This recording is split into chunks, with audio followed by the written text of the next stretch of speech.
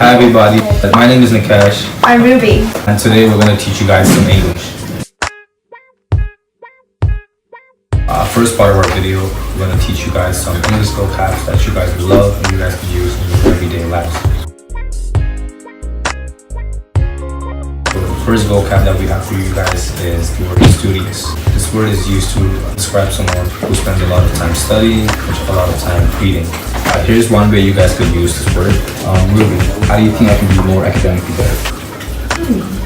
You have to be very studious and eager to learn. But the second vocabulary we have for you is inquisitive. So it means to have or to show an interest in learning. And the synonym for inquisitive is curious. So here's an example for you. Nikesh, what word would you use to describe yourself? I would say I am a very inquisitive individual. There's a third word. This word is called thought-provoking, and this word means stimulating careful consideration or attention. If I'm in school and I've just learned something very difficult, I would be like, the things we've just learned is quite thought-provoking. Moving on to the second part of our video, we are going to talk about slangs.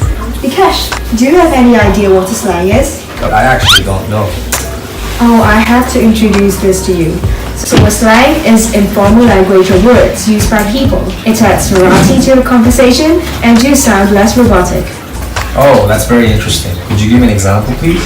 Yes, of course. So one example is cool. So cool means awesome, nice, good, or great. So you can say something like, oh, this shirt is so cool. Where did you get it? Oh, so that what slang is. Hey, I have another idea. Another word for slang is the word salty. And this salty is used to describe someone who is very angry or is very upset over something that matters very little. An example of using the word salty is, hey, did you see Andy last night? He was acting very salty. Please be advised, do not use slangs in your English essays or in your English schoolwork because they are informal, and we would strongly recommend you to use them more in your active daily conversations or something that is more casual.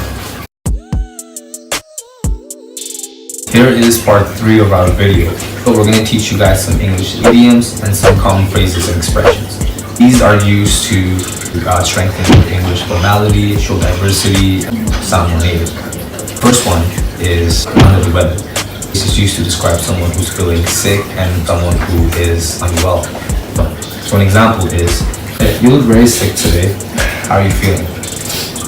Yes, I'm feeling a bit under the weather right now. The second idiom is a piece of cake. Use it to describe something when you find it very easy. So here's an example. The test was a piece of cake.